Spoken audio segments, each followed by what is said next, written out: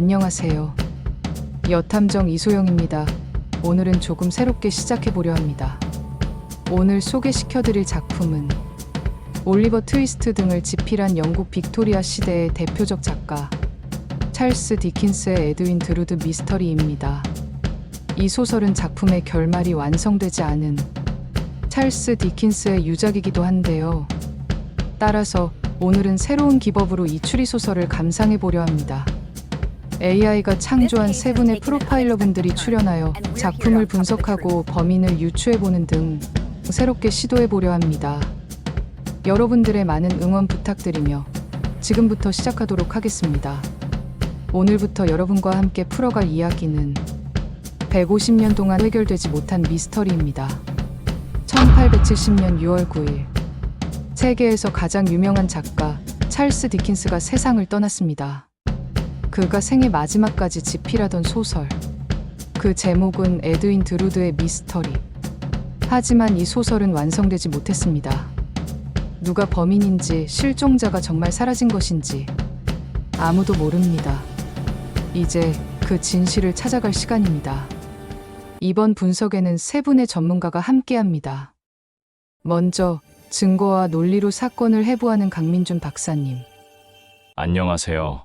모든 사건에는 반드시 패턴이 있습니다. 인간의 마음속 어둠을 들여다보는 심리 전문가 한지우 프로파일러님. 범인은 반드시 심리적 흔적을 남깁니다. 그리고 과학과 의학으로 진실을 밝히는 최서연 법의학자님. 증거는 거짓말하지 않습니다. 자, 이제 1870년 크리스마스 전날 밤으로 돌아가 보겠습니다. 1화 사라진 청년. 1870년 겨울 영국 남동부의 작은 성당 도시 클로스터햄. 이곳은 로마 시대부터 이어진 고대 성당을 중심으로 형성된 조용한 도시였습니다. 하지만 그해 크리스마스, 이 평화로운 도시에 충격적인 일이 벌어졌습니다. 한 젊은이가 흔적도 없이 사라진 것입니다. 실종자의 이름은 에드윈 드루드. 23살의 젊은 엔지니어였습니다. 부유한 집안에서 자랐고 온화한 성격의 소유자였죠. 에드윈은 아버지를 일찍 여의고 삼촌 밑에서 자랐습니다. 그리고 어린 시절부터 한 소녀와 약혼한 사이였죠. 로자 버드. 17세의 아름다운 음악 학생입니다. 하지만 여기서 중요한 점은 이 약혼은 두 사람의 의지가 아니었다는 겁니다. 부모들이 정해놓은 것이었죠. 두 사람은 서로를 사랑하지 않았습니다. 자, 이제 이 사건의 핵심 인물을 소개하겠습니다. 존 제스퍼. 겨우 26세의 성당 지휘자이자 에드윈의 삼촌입니다. 여기서 첫 번째 이상한 점. 26세의 삼촌이라니 조카와 겨우 3살 차이입니다. 그리고 그는 조카의 약혼 여인 로자 버드에게 병적으로 집착하고 있었습니다. 하지만 여기서 끝이 아닙니다. 또 한 명의 중요한 인물이 등장합니다. 낸빌 랜들리스. 세일론, 지금의 스리랑카에서 온 19세 청년입니다. 클로스터햄에 온 지 얼마 되지 않았는데 그도 로자를 사랑하게 됩니다. 정리해볼까요? 한 명의 젊은 여성 로자를 둘러싼 3명의 남자. 첫째, 약혼자이지만 사랑하지 않는 에드윈. 둘째, 삼촌이지만 병적으로 집착하는 제스퍼. 셋째, 새로 나타나서 순수하게 사랑에 빠진 낸빌. 이 복잡한 관계가 비극을 만들어냅니다. 1870년 12월 24일 크리스마스 이브 아침. 그날 아침 낸빌과 에드윈 사이에 격렬한 말다툼이 벌어졌습니다. 원인은 당연히 로자였죠. 낸빌은 에드윈에게 이렇게 말했습니다. 당신은 로자를 사랑하지도 않으면서 왜 약혼을 유지하는 겁니까? 에드윈은 격분했습니다. 외국인 주제에 우리 일에 참견하지 마시오. 결국 두 사람은 서로에게 주먹을 휘둘렀습니다. 공개된 장소에서요. 여기서 제가 주목한 첫 번째 포인트입니다. 포인트 1. 공개적 충돌. 이 공개적인 폭력 사건은 나중에 낸빌에게 매우 불리한 증거가 됩니다. 특히 빅토리아 시대 영국에서 외국인, 그것도 피부색이 다른 청년이 지역 명문가 아들과 싸웠다는 건 사회적으로 엄청난 편견을 불러일으켰을 겁니다. 이 싸움을 중재한 사람이 바로 제스퍼였습니다. 그는 두 사람을 진정시키고 크리스마스 전날 밤에 자신의 집에서 함께 식사를 하자고 제안합니다. 방금 주먹다짐을 한 두 사람을 한자리에 모으겠다는 제안. 여러분은 어떻게 생각하시나요? 화해를 도우려는 선에, 아니면 다른 의도가 있었던 걸까요? 그날 밤 7시, 제스퍼의 집에서 세 사람의 만찬이 시작됐습니다. 제스퍼, 에드윈, nem빌. 세 사람은 와인을 마시며 화해의 시간을 가졌습니다. 적어도 표면적으로는요. 제가 주목한 두 번째 포인트. 제스퍼가 직접 와인을 따랐고 음식도 그가 준비했습니다. 만약 그가 뭔가를 탔다면 아무도 알 수 없었겠죠. 만찬이 끝난 건 밤 10시. 에드윈과 nem빌은 각자의 길로 돌아가기로 했습니다. nem빌은 무사히 집에 도착했고 목격자도 있었습니다. 하지만 에드윈은 집에 도착하지 못했습니다. 다음 날 아침 에드윈의 하인이 주인을 찾지 못했습니다. 침대는 그대로였고 개인 물품도 모두 제자리에 있었습니다.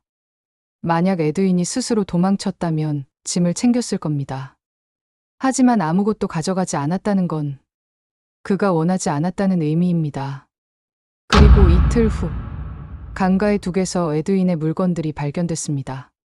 금시계, 그의 이름이 새겨진 시계였습니다. 유리가 깨져 있었고 붉은 얼룩이 묻어 있었습니다.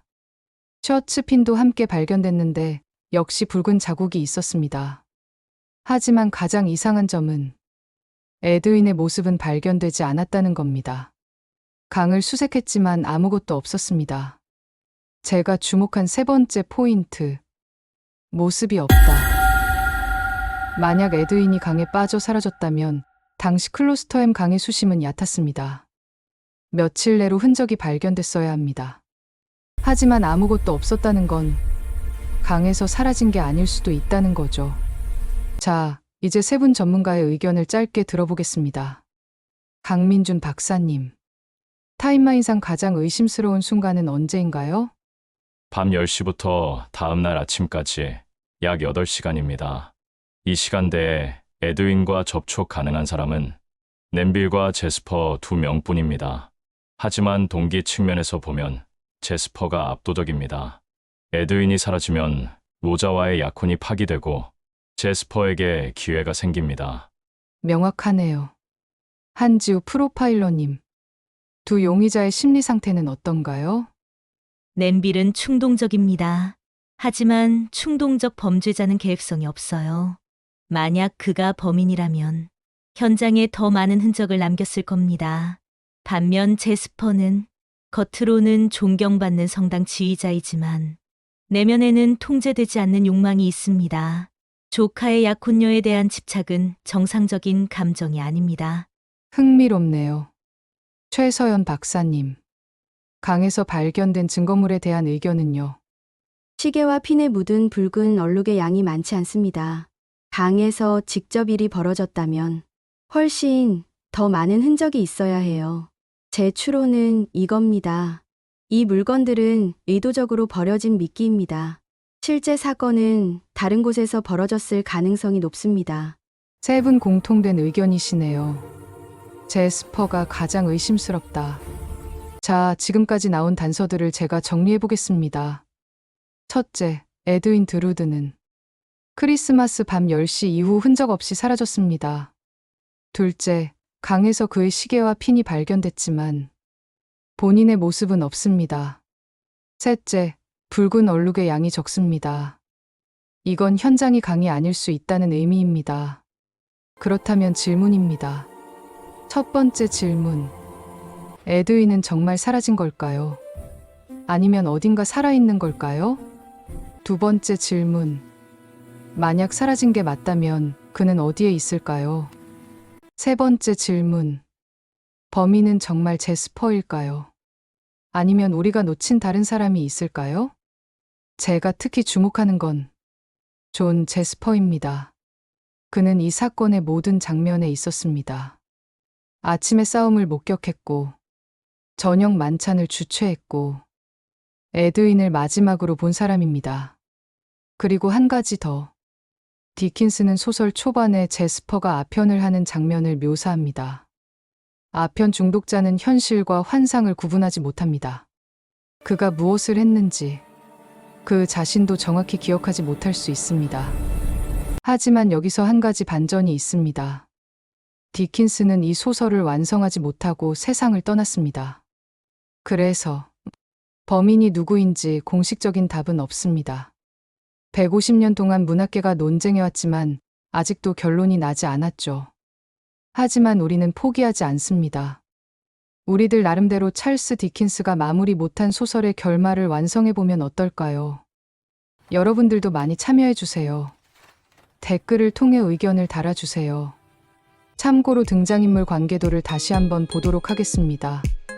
주인공 에드윈 드루즈와 로자 버드, 그리고 삼촌 존 제스퍼, 외국인 nem빌 랜들리스 등 비교적 단순합니다. 범인은 누구인지, 에드윈은 어떠한 상태일 것인지 여러분의 의견을 올려주세요. 추리는 주어진 정보나 단서를 바탕으로 숨겨진 사실이나 진실을 논리적으로 도출해내는 사고 과정이라 하죠. 독자가 주인공 탐정과 함께 생각하고 마치고 쏟고 놀라는 과정이 추리의 가장 흥미있는 요소가 아닐까 생각합니다. 이번 추리 소설은 5부작으로 5회에 걸쳐 방송될 예정입니다. 그럼 다음 에피소드에서 그날 밤 제스퍼의 집에서 무슨 일이 있었는지 더 깊이 파헤쳐 보겠습니다. 지금까지 여탐정 이소영이었습니다. 구독자님들과 프로파일러 분께 감사드립니다. 안녕히 계세요.